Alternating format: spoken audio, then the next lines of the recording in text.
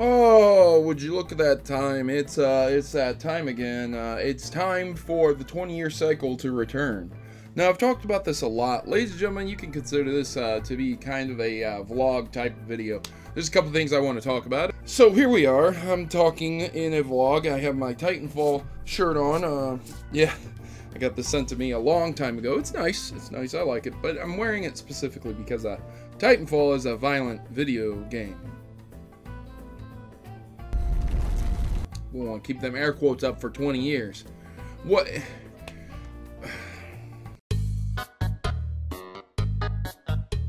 What else is there to say? I've already said it. I already did a video recently. I just covered the destruction of violent video games in a recent school down in Florida, where the school was encouraging children to destroy violent video games as a pushback, shall we put it, for violent video games. And that's not the solution. See, this is all coming about because of a shooting that has occurred. But it's not like there aren't tons of shootings that occur anyways. It just so happens that a lot of organizations are pointing the finger at violent video games instead of where they really need to point the finger at. And some of these organizations would consist of lots of parents, the NRA, lobbyists, governors, and hey, even the White House. Yeah, it's true. Violence in video games. The White House put out a video. This is a staggeringly ignorant video because we all know what the White House is going for here. And they put out this video of just tons of different scenes in video games where people are having violence portrayed upon them. Like, maybe you're in Call of Duty, someone gets shot in a car, someone gets stabbed with a knife. The ending to Modern Warfare 2, I'm dead serious. And they put this video out, and they show all these violent acts, and all they put as the title is violence in video games. Well, yeah, there is violence in video games. There's situations where video games are going to be portrayed as violent. Hello, if we're going to play a game about World War II, do you think that there's going to be just a teeny-eensy little bit of violence there? I don't know.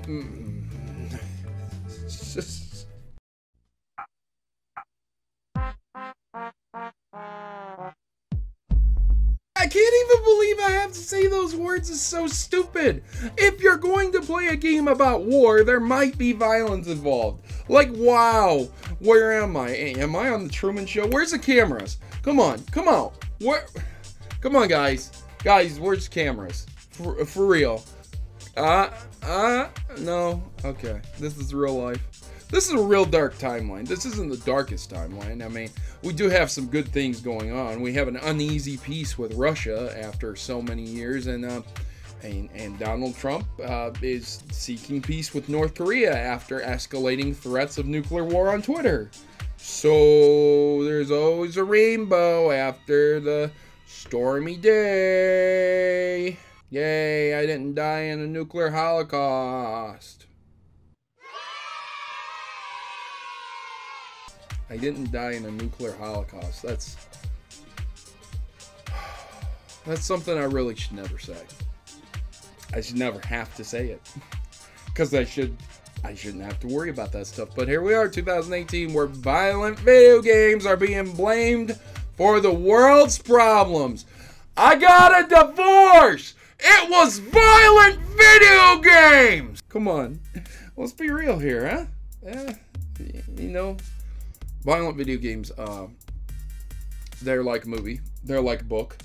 They're like music. And there have been court cases over these mediums where people have gone to court and alleged that these mediums forced them to do something. And it has been ruled that they did not indeed do that, because it is the individual. And I would like to bring up the point once again that a lot of people will try to point the finger at guns, which makes the NRA point the finger at violent video games and violence in the media. But here's the fact, ladies and gentlemen. Let's get to the nitty-gritty, okay? The truth of it is, life isn't fair. But I'm going to explain to you a few things. When I was in the military, I was perceived to be a sergeant. Okay, at the end of my 5-year term, I was perceived to be a sergeant. I was getting out of the military, and my unit did not want to do the paperwork. They did not want to officially pin me, and not even my entire unit was back from Afghanistan at the time. So really, technically, the ceremony wouldn't have counted for anything. Most of my peers weren't there with me. So getting out of the military, I was basically considered to be a sergeant, and that's how it went. And it's all because of life being unfair. And that is exactly what happens here. Life is unfair here, ladies and gentlemen, because you might have the finger pointed at you saying, you're the reason these things are happening. You're the reason a shooting is happening. And then you might have people sit there and point the finger at a nice hobby you have, perhaps shooting guns, perhaps collecting guns. I know a guy who owns 15 to 20 guns. He's not violent. He doesn't kill people. He doesn't hurt anyone. He just likes guns. He's a gun nut. That's just what he does.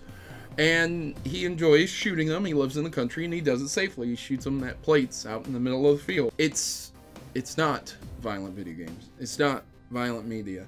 It is the government's lack and desire to reform medical and school procedures, security, and reform all of these things that were formed during a time when a lot of this did not exist. During a time where you couldn't watch a video like this, okay, because it didn't exist, because computers didn't exist, because video games didn't exist, and that's when schools were formed. That's when we have standardized telephone communications, we have cable, we have internet going and being laid down, and phone lines being utilized for internet. These were the ages where these standardized things were being formed in. The standard school system to be going to school until 12th grade. And the government does not want to go back through and reform things like medical to where we have a lot more counselors in the school, where we have everyone entitled to mental health and being able to go and visit mental health clinics when they need it. And the reason behind all of that, the reason behind all of it, is because the government just doesn't have the money to do that. They don't want to spend the money. Why would they? Think about how much money it cost to get Obamacare enacted. But that's the truth of it. It's not guns. It's not a gun. You put a gun on the floor and it's not loaded, it's not going to kill anyone. It takes a person to pick up the gun and do something. You might say, well, anyone can get a gun. No, anyone can't get a gun. There are checks that you have to do, and if you get a gun without going through those checks, you are committing a crime. Can you get a gun without going through those checks? Absolutely, but you're going to be a criminal. That's all there is to it. You know, I'm sorry about your luck. Do I think limiting guns is going to fix the problem? Absolutely not. People will use swords. People will use bombs. People will throw spears at each other and rocks. I swear on my life, they will. They will. You don't believe me? I promise you, they will. Since the dawn of time, there has been war, and there's going to continue to be war. Whether it's guns, whether it's spears, whether it's a sword, whether it's a bomb. People are going to do those things. And violent video games have nothing to do with that. If I really had to speculate and guess, I would say that there is no reason for the White House to put out a violent video game video here with no context, absolutely no audio other than what you're seeing on the videos, and try and spin violent video games as being the problem to a lot of things. You know, God, it's like pointing to the sky. Hey, the sky's blue. Well, yeah, shocker. Hey, violence in video games. There's violence in video games. Hey, there's clouds in the sky too.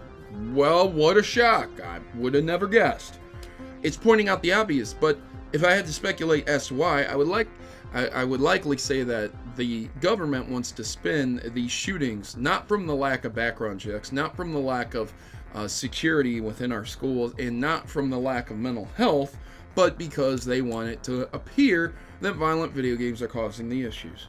It's not the parents' fault. It's not the government's fault. It's not the mental health care. It's not the regulations.